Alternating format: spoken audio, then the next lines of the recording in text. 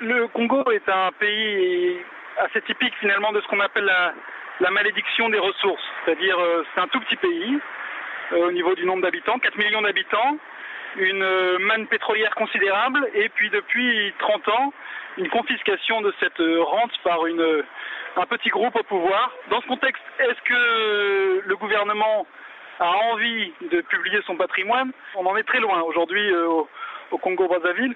Au contraire, les gens qui osent demander des comptes au gouvernement se voient muselés. Et pourquoi la règle, c'est l'opacité? Qu'est-ce qui est caché? Dès lors que vous avez quelque chose à cacher, la règle c'est l'opacité. C'est-à-dire que le succès des paradis fiscaux et judiciaires, qui coûtent des centaines de milliards d'euros chaque année aux pays en développement, c'est parce que beaucoup de gens sur cette planète, et en particulier dans les pays en développement, s'enrichissent de façon illégale.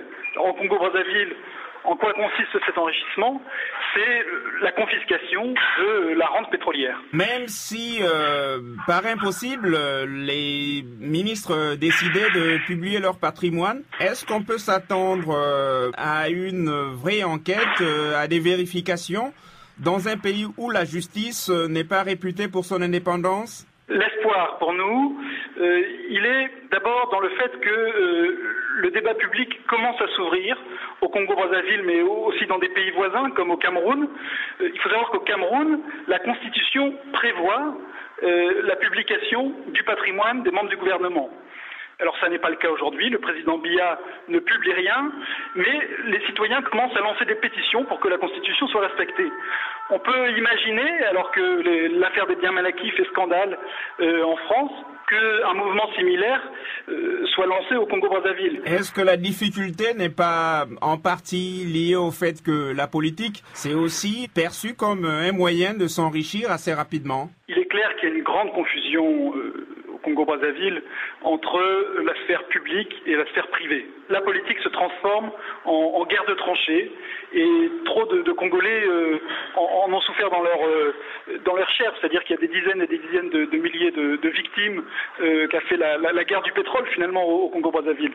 La publication du patrimoine, est-ce que ça ne pourrait pas susciter des jalousies? Il est clair que la publication du patrimoine mettrait en évidence, je dirais ce que tous les Congolais savent, c'est-à-dire que un petit groupe se gave sur le dos de la grande majorité. Il y a 70% de la population au Congo-Brazzaville qui vit avec moins de $1 par jour. Évidemment que ce grand écart est insupportable.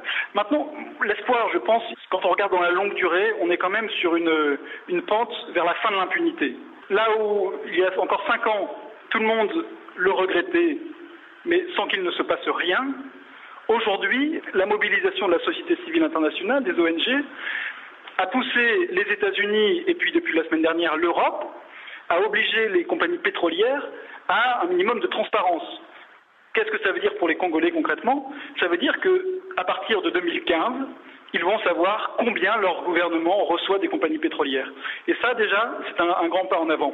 Le Congo-Brazzaville est dans une situation déplorable. Il y a beaucoup de sang qui a été versé pour la manne pétrolière. Il y a beaucoup de pauvreté, beaucoup de misère. Il y a aussi beaucoup de gens qui se battent. Mais de façon générale, en Afrique, la transparence n'est pas de mise, hein? On est très loin de la transparence généralisée en Afrique, effectivement. La règle, aujourd'hui, est plutôt celle de l'opacité, surtout dans des pays qui sont riches en matières premières. Maintenant, si on regarde sur la longue durée, cette opacité qui était la règle incontestée jusqu'à il y a 3 ou 4 ans, aujourd'hui, elle commence à être contestée. La victoire est encore loin, mais cette contestation, elle monte. On sent que cette contestation de l'opacité qui permet à quelques-uns de s'enrichir en Afrique, mais aussi en Europe, cet immense scandale des paradis fiscaux, il devient insupportable à une grande majorité.